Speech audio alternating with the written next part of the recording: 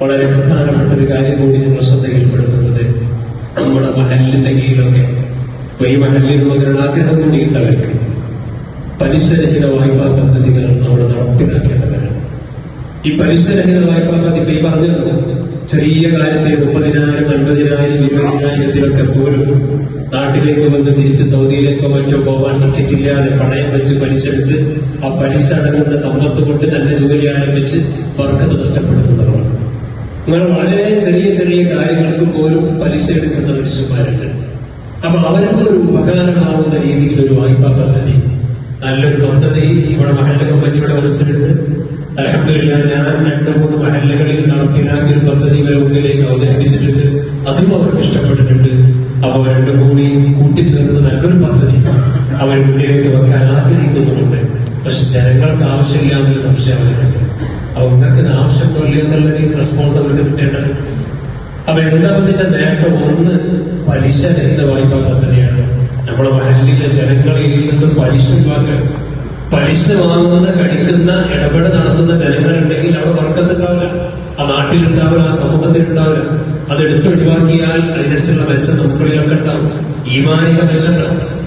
അതേപോലെ തന്നെ നമ്മൾ ആലോചിക്കാൻ, നമ്മുടെ ഈ വായ്പാ പദ്ധതി ഒരു ഉദാഹരണം പറയുകയാണെങ്കിൽ നമ്മൾ ഉദ്ദേശിക്കുന്നത് എല്ലാ മാസവും ഒരാൾ 500 രൂപ അങ്ങോട്ട് അടക്കാന്ന് പറഞ്ഞാൽ അയാൾക്ക് എപ്പോൾ വേണമെങ്കിലും അത് തിരിച്ചെടുക്കാം. ഒരു വർഷം എല്ലാ മാസവും 500 അടച്ചാൽ ഒരു വർഷം 6,000 രൂപ നിക്ഷേപിച്ചിട്ടുണ്ടാവും. അങ്ങനെ ഒരു 10-300 ആൾക്കാർ മാസം 500 അടക്കുകയാണെങ്കിൽ എല്ലാ മാസവും 1.5-2-3 ലക്ഷം രൂപ ഓരോ 2-3 മാസം ആകുമ്പോഴേക്കും വലിയ സംഖ്യ അവരുടെ കയ്യിലുണ്ടാകും. അതിൽ നിന്ന് അവർക്ക് വായ്പ കൊടുക്കാം. ഇപ്പൊ എല്ലാ മാസവും നിങ്ങൾ 500 കൊടുക്കുന്നു. ആ 500 എപ്പോൾ ചോദിച്ചാൽ നിങ്ങൾക്ക് തിരിച്ചു കൊടുക്കും. പക്ഷെ നമുക്ക് ലാഭം എന്താണെന്ന് വെച്ചാൽ, നമ്മൾ ഒരാൾക്ക് ഒരു 100 രൂപ വായ്പ കൊടുത്താൽ, കടം കൊടുത്താൽ 50 രൂപ സ്വതന്ത്ര ചെയ്ത് കൂലിട്ടുണ്ട്. അപ്പൊ നിങ്ങളൊരു 500 രൂപ മാസം അവിടെ കൊടുത്തു. ആ 500 രൂപ കൊണ്ട് ഇവിടെ വായ്പാ പദ്ധതിയിൽ ആരോ കടം വാങ്ങിപ്പോയി. നിങ്ങൾക്ക് എത്ര രൂപ കൂലിട്ട്? 250 സ്വതന്ത്ര കൂലി. അടുത്ത മാസം വീണ്ടും 500 റൗണ്ടടിക്കുന്നത്. അപ്പൊ നിങ്ങൾ കൊടുത്ത 500 ഒരു കൊല്ലം കഴിയുമ്പോഴേക്കും 5,000, 10,000 സ്വതന്ത്ര ചെയ്ത കൂലികൾക്ക് കിട്ടും. വെറുതെ കിട്ടും. ബാങ്കിലൊക്കെ 5-10 ലക്ഷം വെച്ചിട്ട് പലിശ മാറ്റാന്ന് പറഞ്ഞ് ഇങ്ങനെ ഇരിക്കുന്ന ഒരുപാട് മനുഷ്യന്മാരുണ്ടാവും. പള്ളി കമ്മിറ്റി വിശ്വസിക്കാതെ നിങ്ങളുടെ നാട്ടുകാരനെയാണ്. അപ്പൊ നിങ്ങൾക്ക് എന്താ ആ പൈസ അവിടെ ഏൽപ്പിച്ചാൽ, ഞങ്ങളുടെ നാട്ടിൽ ഈ പദ്ധതി ഏറ്റവും വിജയിച്ചത് എങ്ങനെയാണ്?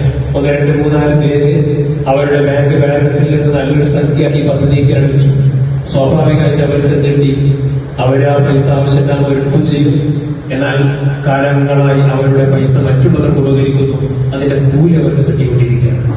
മറ്റൊരു മുമ്പിൽ റസൂലുള്ളാഹി പറഞ്ഞ ഏറ്റവും വലിയ ഇബാദത്ത് നമ്മളെ അയൽവാസിന് ചിലപ്പോൾ പൈസ കുഴിക്കുന്നുണ്ട്. പക്ഷെ ഭയങ്കര അഭിമാനിയൊക്കെ വനാരോടും ചോദിക്കൂല, വെറുതെ ചോദിക്കൂല. അപ്പൊ അങ്ങനെയുള്ള മനുഷ്യന് കമ്മിറ്റിയോട് സ്വകാര്യമായിട്ട് ചോദിച്ച് വായ്പ വാങ്ങിപ്പോകല്ലോ. മാത്രമല്ല, ഈ വായ്പ ഒരാളെ 50,000, 30,000 വായ്പ എടുത്താൽ അത് മാസം 2,000, 3,000 വെച്ച് തിരിച്ചടച്ചിട്ട് തീർക്കാൻ അവർ ബാധ്യതയില്ല. നമ്മൾ ഏതെങ്കിലും ഒരു മുതലാളിയോട് 50,000 രൂപ വേണം, ഞാൻ മാസം 3,000 വെച്ച് തിരിച്ചിരുന്നാൽ അതിലോ 90% ആൾക്കാർ തരൂല. കാരണം 50,000 പോയി പോകുന്ന എല്ലാവർക്കും ഒരു പേടിയാണ്.